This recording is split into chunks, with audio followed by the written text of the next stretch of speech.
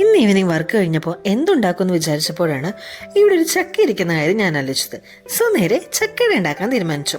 എനിക്ക് ചക്ക ക്ലീൻ ചെയ്യാൻ അറിയത്തില്ല, അതുകൊണ്ട് ചേട്ടായി വരുന്നവരെ വെയിറ്റ് ചെയ്ത് ആൾ വന്നപ്പോൾ ഞാൻ ആളെ കൊണ്ട് ക്ലീൻ ചെയ്യിക്കുകയാണ് ഗൈസ്.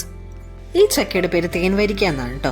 സോ നമ്മൾ സാധാരണ കഴിക്കുന്ന ചക്ക പോലെ നമുക്ക് അങ്ങനെ കഴിച്ച ഒരു ടേസ്റ്റ് ഉണ്ടാവില്ല ഇതിന്. ഇത് നമുക്ക് അടയൊക്കെ ഉണ്ടാക്കാനാണ് ബെസ്റ്റ്. നമ്മുടെ നാട്ടിലെ ചക്കയുടെ സീസൺ ആക്ച്വലി കഴിയാറായി. അപ്പം ഞങ്ങൾ ഇന്നലെ മാർക്കറ്റിൽ പോയപ്പോൾ മാർക്കറ്റിൽ ഈ ചക്ക കണ്ട് അങ്ങനെ വാങ്ങിച്ചതാണ്.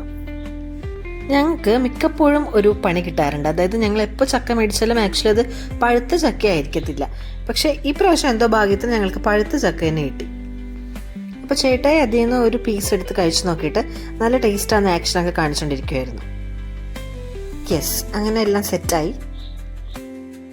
ഞാനപ്പോൾ നേരെ വാഴയില എടുക്കാൻ വേണ്ടിയിട്ട് വന്നേക്കുവാണ്. അട ഉണ്ടാക്കുമ്പോൾ നമുക്ക് വാഴയിലയിൽ ഉണ്ടാക്കുമ്പോഴാണ് കുറച്ചുകൂടി ടേസ്റ്റ്. എൻ്റെ വീട്ടിലൊക്കെ അമ്മ പരുത്തിയില, അതുപോലെ കറുകയില, അതൊക്കെ കൊണ്ടാണ് ചക്കയട ഉണ്ടാക്കുന്നത്. സോ നമുക്കിപ്പം ഈ ഒരു വാഴയിലാണ് ഇവിടെ അവൈലബിൾ ആയിട്ടുള്ളത്. അപ്പോൾ അതുകൊണ്ട് തന്നെ അതെടുക്കുവാണ്. മഴ പെയ്ത് നിൽക്കുന്നത് കാരണം ലീവ്സ് എല്ലാം നല്ല ഫ്രഷ് ആയിട്ടാണ് കേട്ടോ ഇരിക്കുന്നത്. ഓക്കെ, ഫസ്റ്റിൽ ഞാനിവിടെ കുരുവൊക്കെ മാറ്റിയിട്ട് ചക്ക കുക്കറിലേക്ക് ഇട്ട് കൊടുക്കുവാണ്. ഞാനിവിടെ കുക്കറിൽ വെച്ചിട്ടാണ് ചക്ക വേവിച്ചെടുക്കുന്നത്. സോ ഇത് കുറച്ച് ഈസി ആയിട്ടുള്ളൊരു മെത്തേഡാണ് കേട്ടോ ഞാൻ ചെയ്യുന്നത്. കുക്കറിലൊരു 3 വിസിൽ അടിച്ചു കഴിയുമ്പം ഇതുപോലെ വെന്ത് വരും. അപ്പം നമുക്ക് ശർക്കര ഇട്ട് ശർക്കര പാനി കൂടി റെഡിയാക്കി എടുക്കുവാണ്. ഇനി ഈ ശർക്കരയൊക്കെ നന്നായിട്ട് ഉരുക്കിയെടുക്കണം. ഇത് പൊൻകതിറിൻ്റെ ഗോതമ്പ് പൊടിയാണ് കേട്ടോ. സോ ഞാൻ 2 കപ്പ് അരിപ്പൊടിയും 1 കപ്പ് ഗോതമ്പ് പൊടിയും ഉപയോഗിച്ചിട്ടാണ് അട മിക്സ് ചെയ്യാൻ വേണ്ടിയിട്ട് പോകുന്നത്. അരിപ്പൊടിയിലേക്ക് 1 കപ്പ് ഗോതമ്പ് പൊടി ചേർത്ത് കൊടുക്കുക. പിന്നെ 1 കപ്പ് തേങ്ങ ചിരകിയതും 1 ടേബിൾ സ്പൂൺ ഗീയും ചേർത്ത് ഒന്ന് മിക്സ് ആക്കണം. നന്നായിട്ട് കൈകൊണ്ട് തന്നെ ഒന്ന് മിക്സ് ആക്കി കൊടുക്കാം. ഞാൻ ഇതിലേക്ക് ലേശം ഉപ്പ് കൂടി ആഡ് ചെയ്തിട്ടുണ്ട് കേട്ടോ. ഇത് നമ്മൾ മിക്സിയിൽ നന്നായിട്ട് അരച്ചെടുത്ത ആ ചക്കയുടെ പൾപ്പാണ്. അപ്പോൾ ഇതുകൂടി ചേർത്തിട്ട് എല്ലാം കൂടി നന്നായിട്ടൊന്ന് മിക്സ് ചെയ്ത് കൊടുക്കുവാണ്. പിന്നെ നമ്മുടെ ശർക്കര പാനി നന്നായിട്ട് ഉരുക്കിയിട്ടുണ്ട്, അതുകൂടി ആഡ് ചെയ്യുവാണ്. സോ നമ്മൾ ശർക്കര പാനി എത്ര ആഡ് ചെയ്യുന്നോ അതനുസരിച്ചിട്ട് കുറച്ചുകൂടി സോഫ്റ്റ് ആയിട്ട് വരും നമ്മളുടെ ചക്കയട.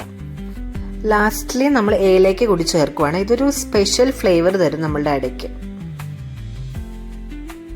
ഇവിടെ ഞാൻ വാഴയില ചെറിയ ചെറിയ പീസസ് ആയിട്ട് മുറിച്ചെടുക്കുവാണ്. പിന്നെ നമ്മൾ റെഡിയാക്കി വെച്ച അട മിക്സ് നമുക്ക് ഓരോ ലീവ്സിലേക്കും നന്നായിട്ട് സ്പ്രെഡ് ആക്കി കൊടുക്കാം. ഇതൊരു ഈസി മെത്തേഡാണ് കേട്ടോ. എനിക്ക് ചക്കയുടെയൊക്കെ ഉണ്ടാക്കാനായിട്ട് വലിയ മടിയാണ്. സോ എൻ്റെ അമ്മ പറഞ്ഞു തന്നൊരു ഈസി മെത്തേഡാണിത്. സോ ഈ ഒരു മെത്തേഡ് യൂസ് ചെയ്ത് നമുക്കൊരു ഹാഫ് ആൻ അവറിൽ ചക്കയുടെ റെഡിയാക്കാനായിട്ട് പറ്റും. ഇഡ്ഡലി പാത്രത്തിലാണ് ഞാനിവിടെ ചക്കയുടെ ഉണ്ടാക്കുന്നത്. സോ നമുക്ക് എല്ലാം ഒന്ന് സെറ്റ് ചെയ്ത് വെച്ച് കൊടുക്കാം. തീ ഹൈ ഫ്ലെയിമിൽ വെച്ചിട്ട് നന്നായിട്ട് ആവി വരുമ്പോൾ നമുക്ക് ഒന്ന് തീ കുറച്ച് 20 മിനിറ്റ്സ്, അത് കഴിയുമ്പോൾ നമ്മുടെ ചക്കയുടെ ഇവിടെ റെഡിയാവും. സോ യെസ്, നമ്മുടെ ചക്കയുടെയൊക്കെ നന്നായിട്ട് വന്നിട്ടുണ്ട്. സോ അത്രേ ഉള്ളൂ. ബൈ.